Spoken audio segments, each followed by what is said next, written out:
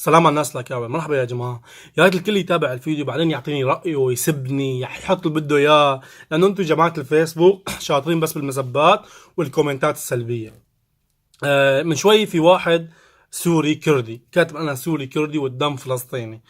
المهم بشوف 20 لايك، بشوف 400 كومنت، بدخل على الكومنتات بشوف لو مو انتو يا الكراب ما بتخرب حلب، لو مو انتو ما بتخرب سوريا، لو مو انتو سلمتوا، انتو ما بعرف شو لك نفس وانت بتحب فلان وانت مع فلان. طب بحياة اختم، يعني بحياة ربكم، بحياة امكم، ما بكفي عنصرية؟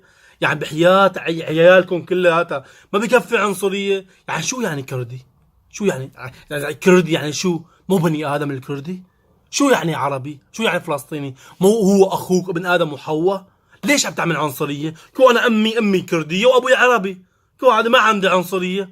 كو انا امي كرديه وابوي عربي، بروح ببرق عند اخوالي وببرق عند اهلي وما عندي اي شيء. ليش العنصريه؟ ليش؟ واذا واحد نزل بوست على فلسطين، مثل امبارح نزلت بوست قلت انا واقف مع اهل فلسطين وطلع بمسح جوخ. يا ريت من زلم الكيبورتات، يا ريت من الناس المريضة بالفيسبوك يهدوا حالهم. عيب يا جماعة، راجعوا التاريخ. بكفي عنصرية، خلينا نكون اخوات. والله انا حالف يمين ما انزل شيء على الفيس. قرفت الفيس. عم بدخل على الانستغرام الناس اللي بقلبه رايقين لعل الملائكة، بدخل على اليوتيوب الناس كويسة، بدخل على الفيس الناس ما بتعرف غير تسب، ما بتعرف غير تعبر عن رأيها بمسبات. شو بكون؟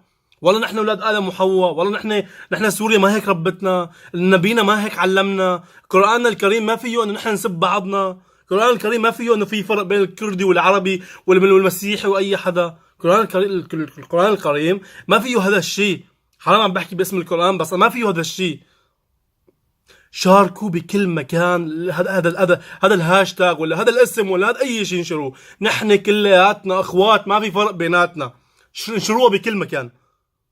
اسف على ردة فعلي بس والله العظيم شيء بخلي العقل ينزل، انه صرنا 7 سنين ثورة ومشاكل وحرب بسوريا، بنطلع هون على الكومنتات نحن الشعب بقلب بعضنا، شعب ما بعرف شو راح اوصفه. نحن بقلب بعضنا، نحن من انفسنا عم بصير فينا هذا الشيء، من انفسنا يا جماعة. ما راح طول اكثر من هيك حكي لانه وصلت الفكره اكيد، ويا ريت الكل يكون عنده هذا الحكي وتوصلوا هذا الحكي لكل شخص عنصري. توصلوا له هذا الحكي، وكل شخص واطي شفتوه عم يعمل عنصريه عملوا له تاغ يشوف الفيديو، عملوا له تاغ خليه يجي يسبني لي. انا عم بسوي عنصريه؟ ما انا سوري ودمي كردي، امي كرديه لانه، ودمي فلسطيني وبفتخر باهل بلدي كلها سوريا.